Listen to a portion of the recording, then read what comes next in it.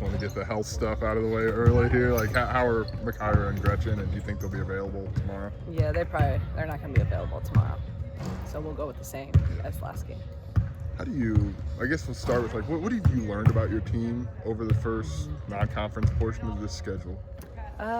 There's a lot. I think one thing, just, when you speak of injuries, I think I've learned that we've shown a great deal of being able to be resilient and really being able to just take one day at a time and keep the main thing. And that's hard when you got a lot of different things going on. So I'm really proud of that maturity with this group.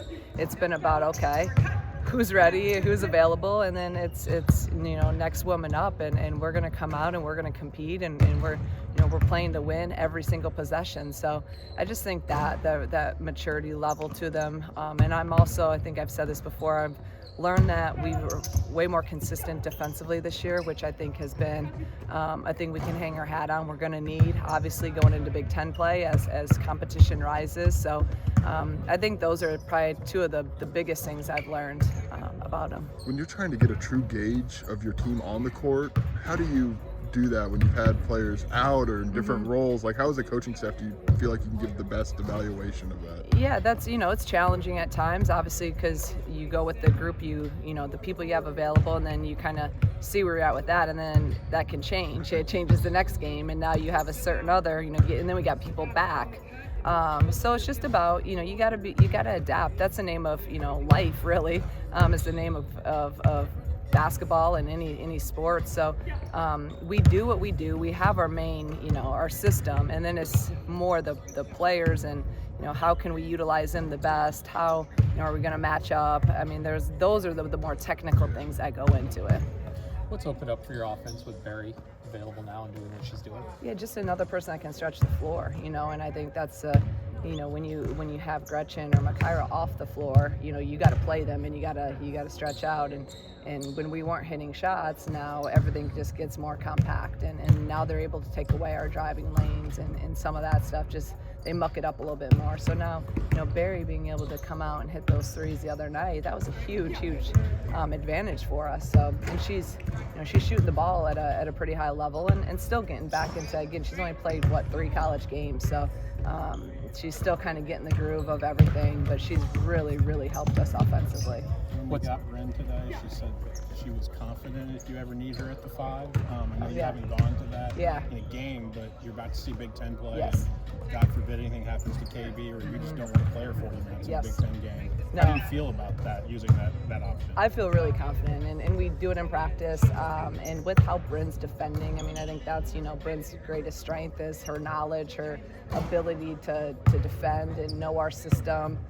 Rebound, she's rebounding at a high level, so I feel 100% confident putting her at the 5, and I'm going to have to do that a little bit more. Even, we haven't done it as much in non-conference. We did it in Italy. We cross-matched a little bit where Bryn would guard the 5 but play the 4, and then KB would guard, so just some different things that we're going to need to look at and figure out when you're going up against Big Ten 5 players with true size. Phil kind of talked about just maybe bringing a consistent energy level. What have you maybe seen that grow for her, maybe that process of her kind of not, realizing that? I just think the consistency level. I think you saw in the first 2 years, at least, that when I was here, the first 2 years, I know and knew what she could give, and in games, if she made a mistake or got down on herself, it kind of, it'd be a little bit harder to get her out of that. Now her responses are a lot better, and she really doesn't get down on herself as much. So that's a testament to her and her work on her mindset and all those things, because physically you see what she can do. The only thing that will get in her way is your mind. So that's what I've been most proud of, is her growth as a leader, her growth as the consistency and how she goes out and plays the game, and not letting a mistake affect multiple plays. You've been around Bren for 4 years. Would you say kind of the similar things to her, about her too? Just her confidence level doesn't seem to be dictated by a box score anymore. No, and I think the biggest thing with Bryn is her confidence level right now. She's still, I know she wants to, I don't know if she's completely happy with her shot right now, because she said she wasn't. Exactly, so there you go. Which I love. Like, she's no one's harder on herself than Bryn. She's very self-aware, and she expects a high level from her. But again, her shots they'll fall. I don't talk to her about that stuff. I just talk to her about continuing to defend and to rebound and to do all the little things on the floor that she does for us. And I do believe that she's able to respond quicker too. Where last year she lost some confidence and it was really hard for her to get it back. I just love where she's at mentally right now. Can you speak about Brandon, maybe just the team in general, just that buy-in defensively, maybe when the offense isn't coming along, just still focus on the defense like they have? I think that it comes with maturity, experience, and they've also seen the success of it, right? They've seen that we've been able to win games without shooting the ball well, even just because of our defense, and that we're finding ways to manufacture points. So the buy-in is the biggest thing, and then I think just seeing success with that helps in that buy-in. Sure. What's notable about Southern?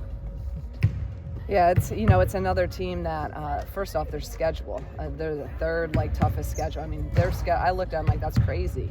So they've played high-level teams, every team. So they're not going to back down. They're coming in here. They played Texas, they played Washington, they played DePaul the other night. I couldn't even believe when I looked at it. So they're athletic. They run really good stuff. They're disciplined in what they're running, and then they're going to really get up and pressure us, and that's where something, it's better when teams don't pressure you and you can just come up and run offense fluidly, but so we got to be able to handle the ball and really be strong with it.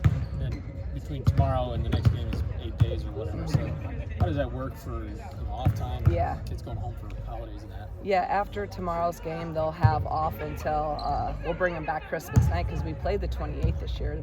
It's the earliest we've played. So we'll go the 26th and the 27th of practice, maybe even go 2 a day on to 26, just review stuff, get them up and down, and then we're into Big Ten play.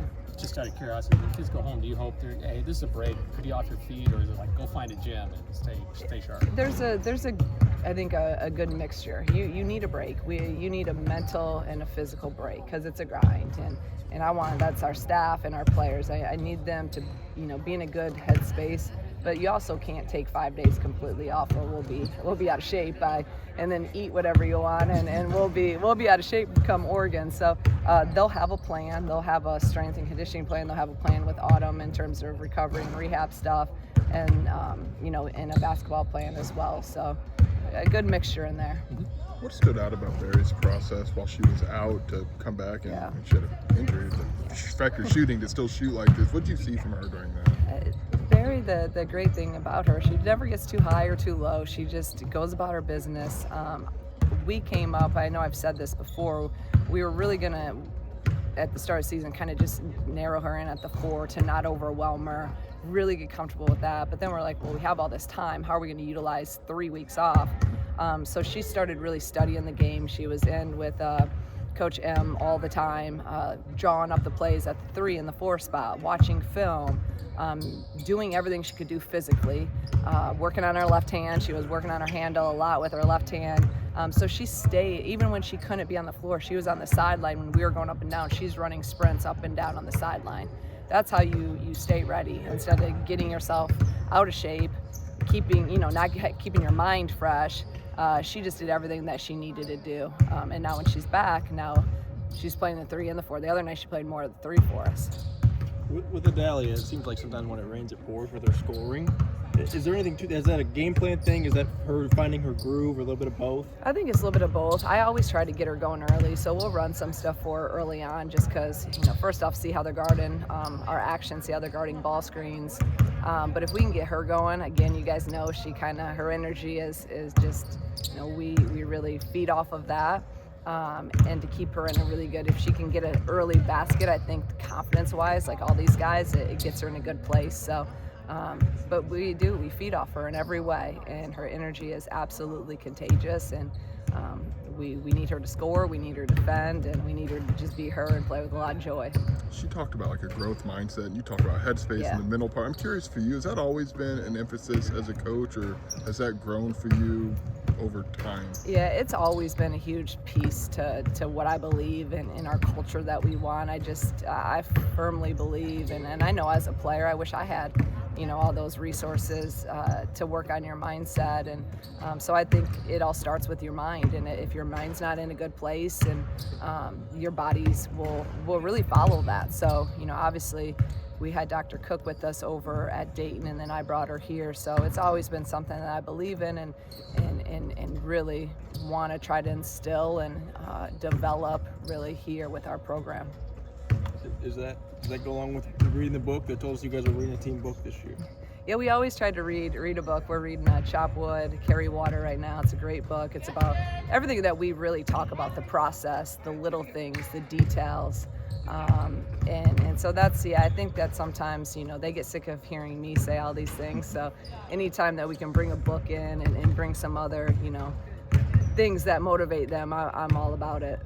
This might be dumb, but how hard is it for Adalia? Like, she talks about the energy and always kind of being on, but when you're 18 to 22, like, that's not always maybe as easy. How hard is that to be on in that role that she has for you guys? I think that's really hard for anyone in life, and that's why when you have someone that has it, it's so special. Like, she's a special person. Like, not many people exude the energy that she has. I say this all the time. Like, every day I can look at her and she makes me smile, she makes me laugh.